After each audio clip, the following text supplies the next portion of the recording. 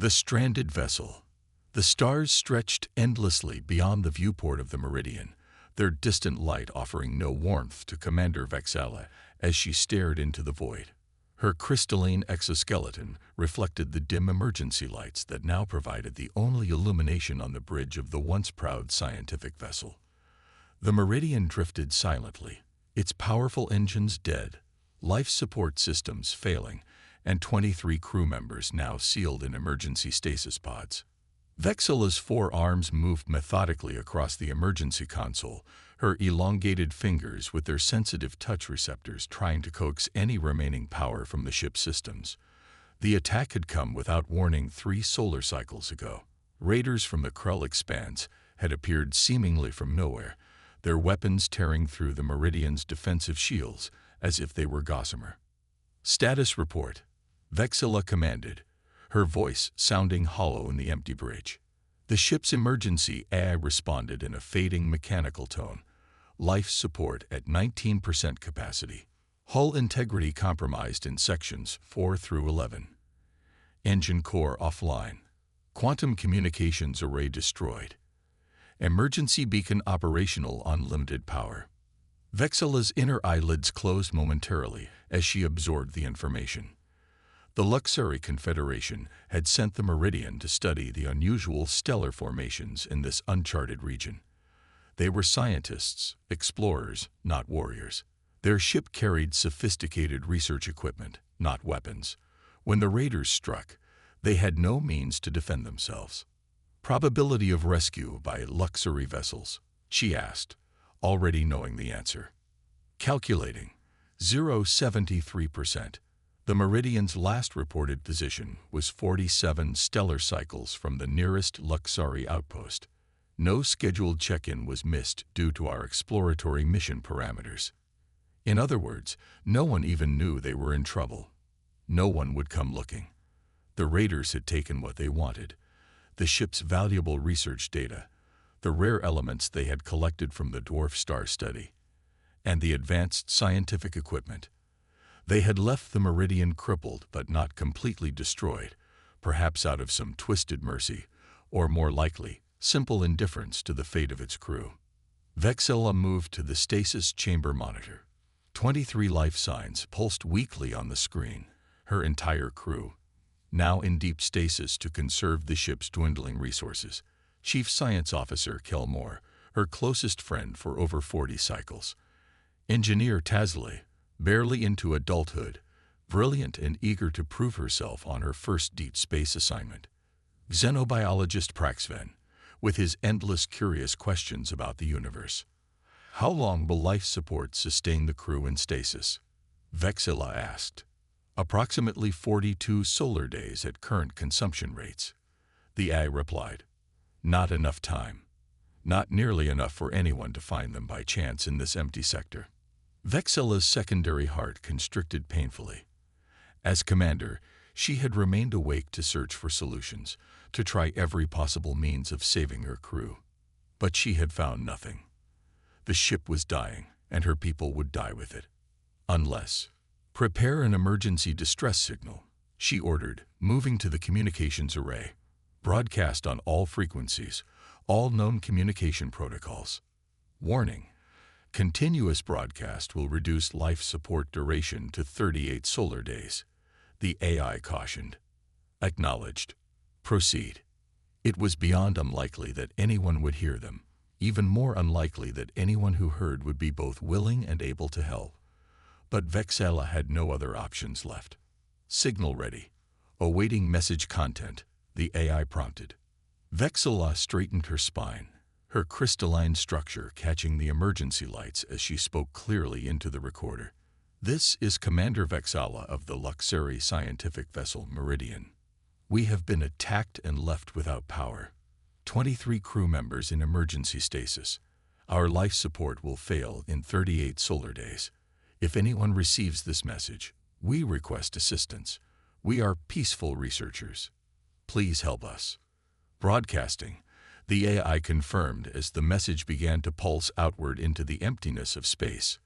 Vexella watched the signal strength indicator on the screen, a faint pulse of light traveling outward in all directions, growing weaker with each passing moment. The void swallowed it hungrily, the distances involved making the chance of reception infinitesimally small. But it was all she had left, this tiny spark of hope flung into darkness. "Prepare stasis pod for Commander," she said finally. "Program wake cycle for 1 day every 7 days to check ship status. Stasis pod prepared. Warning: repeated stasis cycles may cause neural damage over extended periods." "Acknowledged," Vexilla replied flatly. As she made her way to the stasis chamber, Vexalla's touch receptors traced the wall of the corridor one last time. The Meridian had been her home for 12 cycles. Its smooth, curved passages and gently humming systems had become as familiar to her as her own body. Now it was silent, cold, dying. She passed the stasis pods holding her crew, each one glowing with a soft blue light, the only indication that the precious lives within still continued. She had failed them as their commander, failed to anticipate the attack, failed to protect them, and now failed to save them. The empty stasis pod awaited her, its cover rising as she approached. Vexilla settled her body inside, feeling the cold surface against her exoskeleton. As the cover lowered, she watched the ceiling above, thinking of the distress signal traveling outward, growing fainter with every passing second. Then the stasis drugs entered her system, and darkness claimed her. The signal traveled. Days passed, then weeks. It crossed empty sectors, passed through dust clouds, bounced off asteroid fields. It grew weaker, just as Vexilla had known it would. But it traveled on. "Captain Chen, you should see this." Maya Chen looked up from her datavat. The human exploration vessel Dauntless had been mapping the borders of known space for the past 4 months. Important work for future expansion, but rarely exciting. Lieutenant Sanjay Kumar gestured to his communications panel. "I'm picking up something strange. A repeating pattern on multiple frequencies. It's very faint, but definitely artificial." Maya set down her pad and walked over to Kumar's station. The bridge was quiet during Gamma shift, with only 5 crew members on duty. She liked the calm of these hours. "How long has it been coming in?" she asked, studying the wave pattern on the screen. "Just detected it about 15 minutes ago as we changed course," Kumar said. "It's coming from Sector 47 Theta. That's well outside any mapped routes." Maya frowned. "Can you clean it up?" Kumar worked his controls. "Working on it. There's definitely a voice embedded in the signal. The language structure seems. Wait, it's translating now." A scratchy, distant voice filled the bridge. "Luxury scientific vessel, Meridian. Attacked. Without power. Crew members in emergency stasis. Life support will fail. Please help us." Maya straightened, suddenly alert. "How old is this signal?" Officer Ileana Rivera at the science station was already working on it. "Based on the degradation and distance, I'd estimate at least 24 days old, Captain." 24 days, Maya repeated quietly. First Officer Michael Huang shook his head. "That's deep in uncharted space, Captain. Well outside our mission parameters. Even at maximum speed, it would take us nearly 2 weeks to reach those coordinates." Maya walked slowly to the main view screen, which showed nothing but stars and blackness. Somewhere out there, a ship was drifting. People, not human, clearly, but people nonetheless, were waiting for help that might never come. "If this signal has been traveling for 24 days, she said, and they had 38 days of life support left when they sent it. They should have about 2 weeks remaining," Rivera finished, "if nothing else has gone wrong." Maya turned to face her bridge crew. "Plot a course to those coordinates, maximum speed. Alert Alpha Shift that we've changed mission. I'll update Earth Command when we're underway." Wang stepped closer, lowering his voice. "Captain, with all due respect, we have no idea what we're heading into. This could be anything. A trap, a ship full of hostiles, an unknown contagion. Or it could be exactly what it sounds like." Maya replied, "People who need help, with no one else to give it. She gestured to the vastness on the view screen. No one else is going to hear them out here, Michael. And we all know what it's like to be alone in the void. Wang hesitated, then nodded. I'll plot the course. Maya returned to her chair as the crew prepared for the course change. The Dauntless adjusted its position, its engines powering up to full capacity. Course plotted, Wang announced. ETA to signal source. 13 days, 7 hours. Engage, Maya ordered, and the stars on the view screen blurred as the ship jumped to FTL speed. They were committed now. Somewhere in the darkness ahead, the Meridian waited, its crew suspended between life and death, not knowing that their call had been answered at last. The Dauntless dropped out of FTL with a gentle shudder. On the bridge, Captain Maya Chen stood from her chair and approached the main view screen. The stars were clear again, no longer blurred streaks of light, and there in the center of the screen was their destination. Visual confirmation of the signal source, Officer Rivera announced. It matches the coordinates from the distress call. The alien ship hung in space, dark except for a few flickering lights along its hull. It was unlike anything humans had built, its design reminiscent of a giant sea creature, with a bulbous central section and elongated, wing-like structures extending from its sides. The surface appeared to have a pearlescent quality, even in its damaged state. Life signs? Maya asked. Rivera studied her readings. Very faint but present. Multiple signatures all showing extremely low metabolic rates, consistent with some form of suspended animation. Any signs of damage? First Officer Guang asked. Extensive, Rivera replied. Hull breaches in multiple sections, though they appear to have been sealed internally. No engine output detected. They're running on emergency power only. Maya turned to her crew. Prepare a boarding team. I want Dr. Rodriguez, Engineer Patel, and Lieutenant Cooper for security. Full environmental suits until we can confirm safe atmosphere. Wang stepped closer to Maya. Captain, I should remind you that this is first contact with a previously unknown species. Protocol says we help those in need. Maya interrupted. We can worry about formal diplomatic procedures after we've made sure they don't die. Their message said they were peaceful researchers. Wang nodded reluctantly. I'll coordinate from the ship. Within 30 minutes, the boarding team was assembled in the launch bay. Dr. Elena Rodriguez checked her medical kit one last time while Engineer Vikram Patel calibrated his equipment. Lieutenant James Cooper stood by the shuttle door, his hand resting on his holstered sidearm.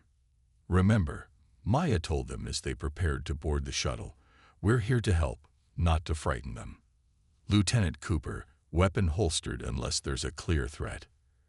Understood, Captain, Cooper replied. The shuttle departed the Dauntless and crossed the short distance to the alien vessel. Up close, the damage was even more apparent. Large sections of the outer hull were blackened and torn, as if ripped open by powerful weapons. Those aren't meteor impacts, Patel noted as they approached what appeared to be a docking port. Something hit them hard and deliberately.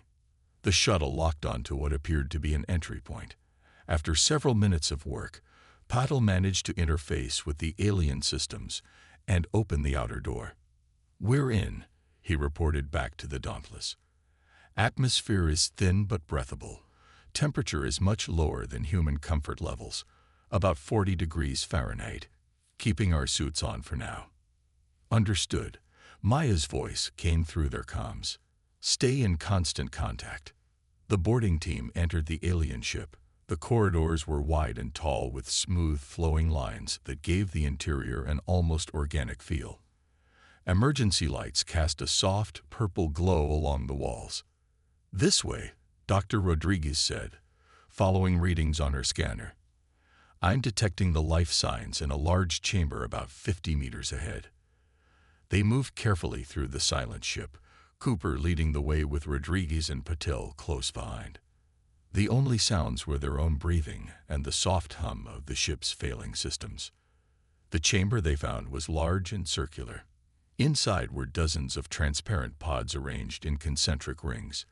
Each pod contained a figure, tall and slender, with what appeared to be a crystalline exoskeleton that shimmered even in the dim light. "Actual aliens," Rodriguez whispered in awe, approaching one of the pods. She scanned it with her medical tricorder. "Amazing. Their biology appears to be silicon-based rather than carbon. Their vital signs are extremely weak, but they're alive." "Can you wake them?" Cooper asked. "I need to study their systems first," Rodriguez replied. "Bringing them out of suspended animation incorrectly could kill them." While Rodriguez worked, Paddle examined the ship's systems through a control panel near the chamber entrance. "This ship has taken a beating. Life support is running on emergency power only. They've got maybe 2 days left, not the 2 weeks we estimated." "Dr. Rodriguez," Maya spoke through the comm. "What's your assessment?" "Captain, I believe I've figured out their stasis system," Rodriguez answered.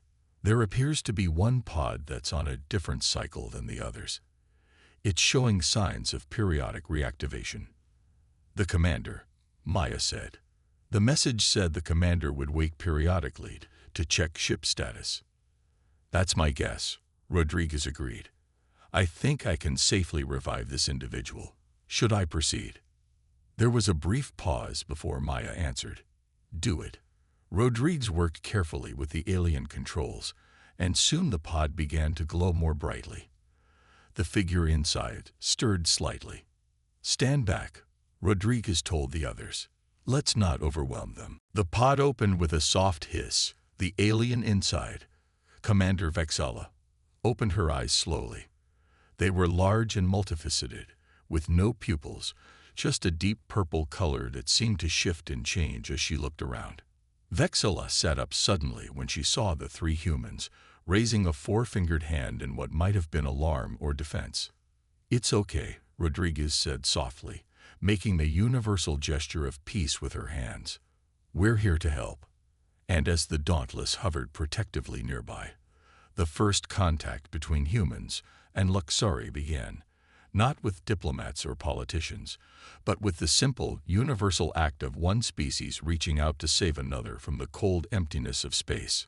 First contact and salvation. The moment stretched between them. Commander Vexala of the Luxari Confederation and the 3 human representatives from the Dauntless. In the dim purple glow of the stasis chamber, 2 species that had never known of each other's existence faced one another for the first time. Vexala's multifaceted eyes studied the strange beings before her. They were shorter than Luxari, with soft, pliable exteriors instead of crystalline exoskeletons. Their movements seemed both familiar and alien, bipedal like her people, but with only 2 arms instead of 4. The protective suits they wore obscured much of their forms, but she could see their faces through transparent helmets, flat, with small eyes and peculiar protrusions in the center. "Who are you?" Vexala asked in the Luxari language, her translator pendant automatically activating, as it always did when she emerged from stasis. "How did you find us?" The aliens exchanged glances, clearly not understanding her words.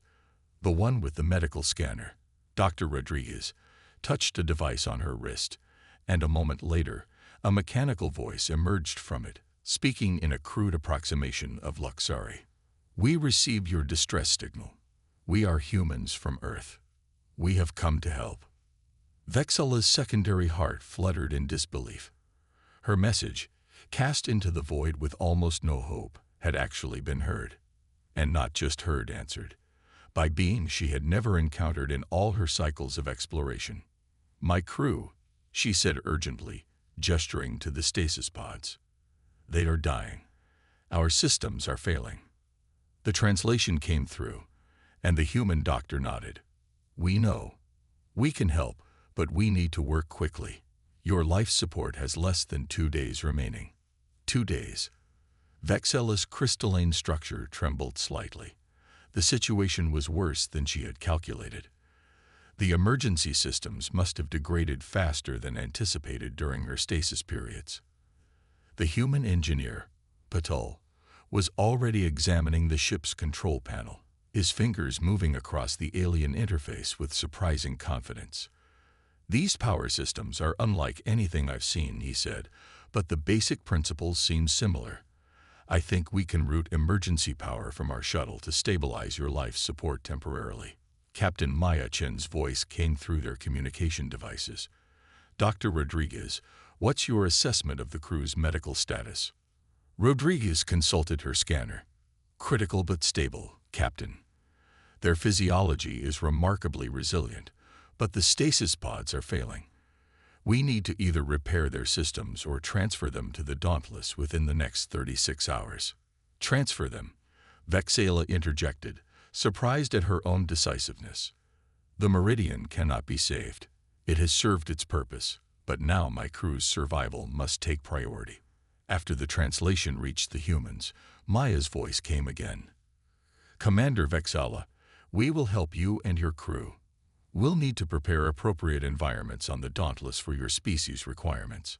In the meantime, Engineer Patul will stabilize your ship's power systems." Vexala bowed her upper body in the traditional Luxari gesture of gratitude. "I thank you for your assistance, Captain of the Earth vessel. When my people learn of this, they will honor you as saviors." The next hours passed in a flurry of activity. Paddle managed to connect the shuttle's power systems to the Meridian's life support, buying them precious time. Rodriguez worked with Vexala to understand the Luxori biology better, preparing the Dauntless's medical bay for the alien survivors. More human crew members arrived from the Dauntless, bringing equipment and supplies. Vexala observed them with growing amazement. These humans moved with purpose and determination, adapting quickly to unfamiliar technology and conditions. They communicated constantly, sharing ideas and solving problems collaboratively. Their ingenuity reminded her of her own people, though their methods were different, more intuitive, less systematic, but no less effective. As Engineer Patul worked to stabilize a particularly critical power junction, Vexala approached him. "Your species," she said through the now improved translator. "You adapt so quickly to unfamiliar technology." "How?" Patul smiled behind his helmet. "Humans have a saying, necessity is the mother of invention. When something needs to be done, we find a way to do it, even if it means breaking a few rules of conventional engineering." Breaking rules. Vexala's crystalline structure shimmered in what might have been amusement. "My people believe in precise, methodical approaches. Perhaps there is something to be learned from your improvisational techniques. And perhaps we could learn from your precision," Pavel replied. "Look at this ship, even damaged. The engineering is beautiful. The efficiency of these systems, even after catastrophic failure, is remarkable." Their conversation was interrupted by Lieutenant Cooper's urgent voice. "Captain, we've got company. Long-range sensors are picking up multiple vessels approaching from the direction of the Krell expanse." Maya's response was immediate. "Raiders, the same ones that attacked the Meridian." "Profile matches Commander Vexala's description," Cooper confirmed. 3 vessels, heavily armed, on an intercept course. They'll reach our position in approximately 4 hours." Vexala's entire body stiffened. "The Krell Raiders. They must have detected your ship and returned to finish what they started." Her voice carried both fear and anger. "They are merciless, Captain. They will destroy both our vessels if we remain." "Then we won't remain," Maya replied firmly. "Dr. Rodriguez, what's the status of the crew transfers?" "We've prepared accommodations for all 23 Luxury crew members on the Dauntless," Rodriguez answered. "But safely transferring them from their stasis pods will take at least 6 hours under optimal conditions." "Which we don't have," Maya finished. "Options." Tense silence followed, broken by Engineer Patel. "What if we don't transfer them at all? What if we take the pods themselves?" "The stasis pods are integrated into the Meridian systems," Vexala objected. "They cannot simply be removed." "Not individually," Patel agreed. "But what if we cut out the entire stasis chamber? The Dauntless's cargo bay is large enough. We could keep the pods running on their own internal power during transit, then hook them up to our systems once we're safely away." That's never been done, Vexilla said, her multifaceted eyes widening. Has anyone ever tried? Patil asked. Another moment of silence. Then Maya's decisive voice. Do it. Cut out whatever section of the ship we need to. We're not leaving anyone behind. The next 3 hours were a desperate race against time.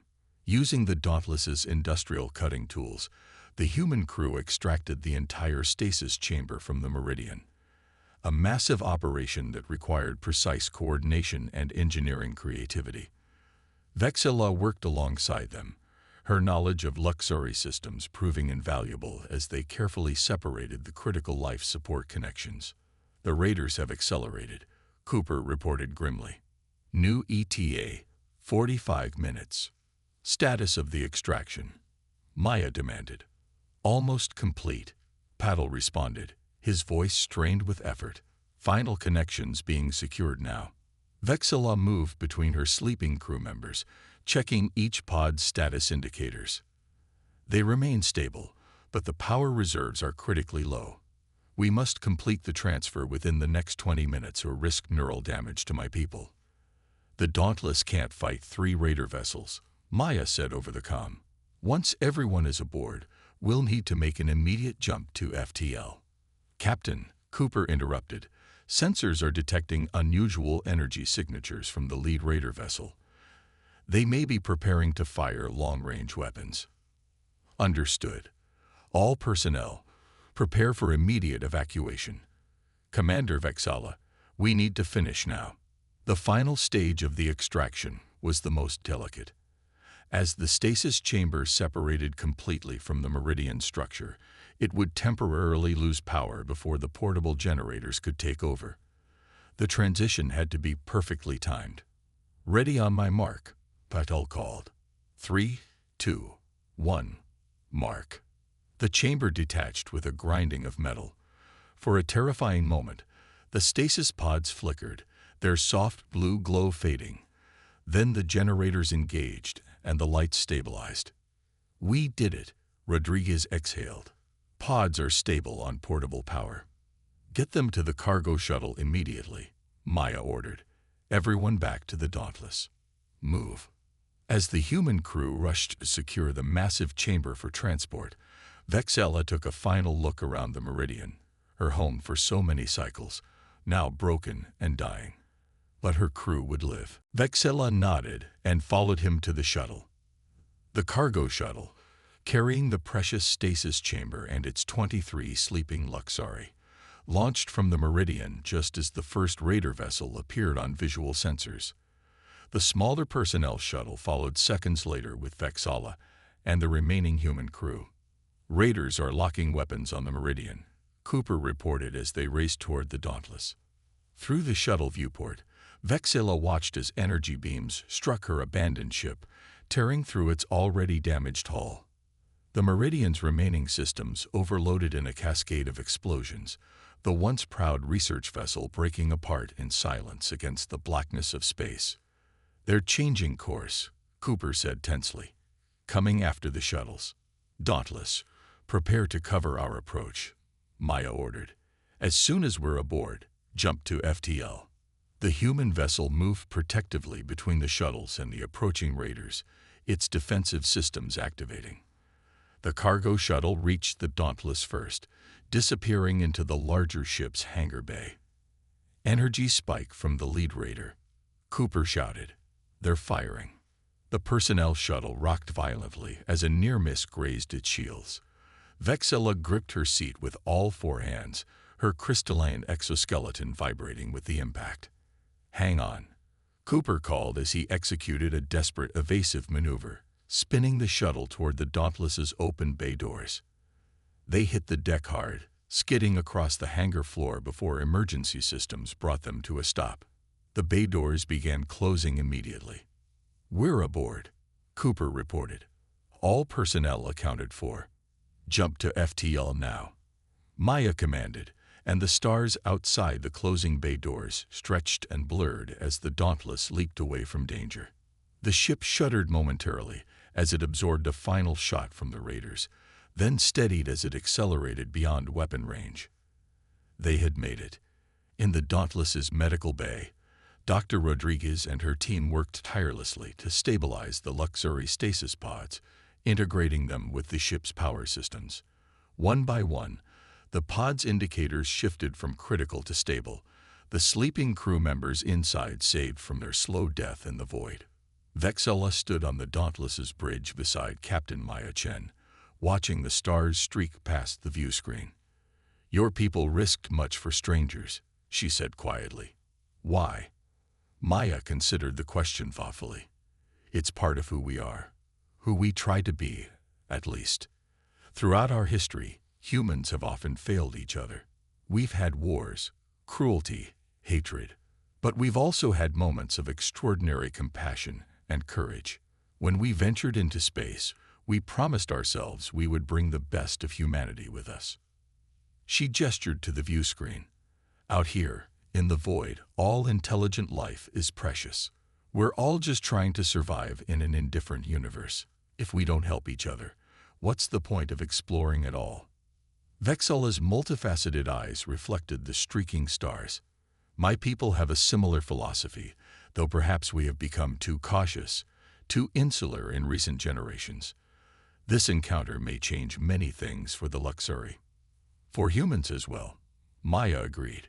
"This is our first contact with another intelligent species.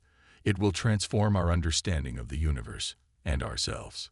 2 weeks later, as the Dauntless approached the border of known human space, the last of the Luxury crew members awakened from stasis. Chief Science Officer Keltmore, Engineer Tazalai, Xenobiologist Praxven. One by one, they emerged into a new reality, where their lives had been saved by beings they had never known existed. The Luxury Confederation sent vessels to meet them at the border, alerted by the Dauntless's transmissions.